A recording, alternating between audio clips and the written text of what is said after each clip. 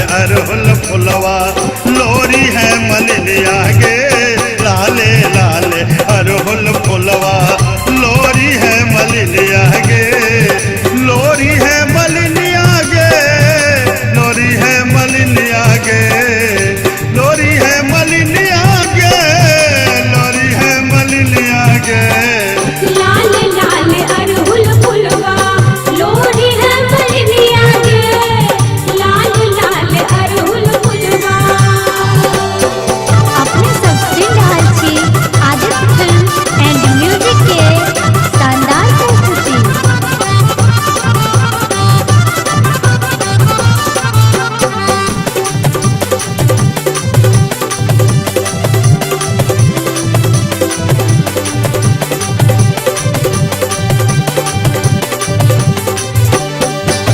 बेली चमेली कच नार लोरियली है, बेली चमेली कच नार लोरियली है, आचरा में भरी सिंगर हार लोरियली है, आचरा में भरी सिंगर हार लोरियली है, गाथी है मलिनिया गे, गाथी है मलिनिया गे, गाती है मलिनिया गे, गाती है मलिनिया गे, रंग रंग फूलक माला, रंग रंग फूलक माला, गाती है मलिनिया गे।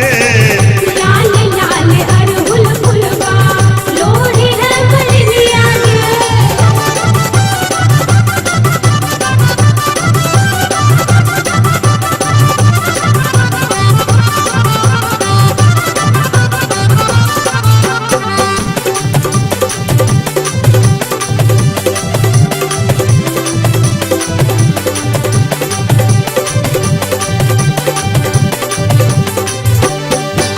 पटवा के बेटिया से मांगी है अचरिया, पटवा के बेटिया से मांगी है अचरिया, कोमहन के बेटिया से लाल रे गगरिया, कोमहन के बेटिया से लाल रे गगरिया, लौबी है चुनरिया गे, लाल रे चुनरिया गे, लाल रे चुनरिया गे, लाल रे चुनरिया गे, लाले लाले माले चुनरी, लाले लाले माले चुनरी, लौबी है जोलिनिया गे। लाल लाल अरहुल फुलवा लोरी है मलिनिया गे।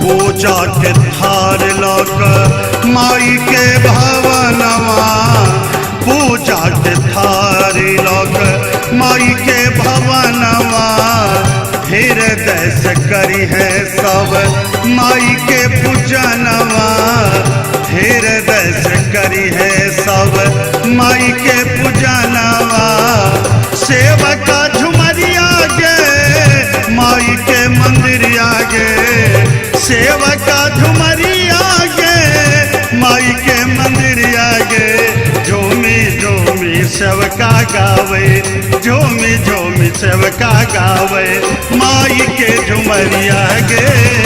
लाल लाल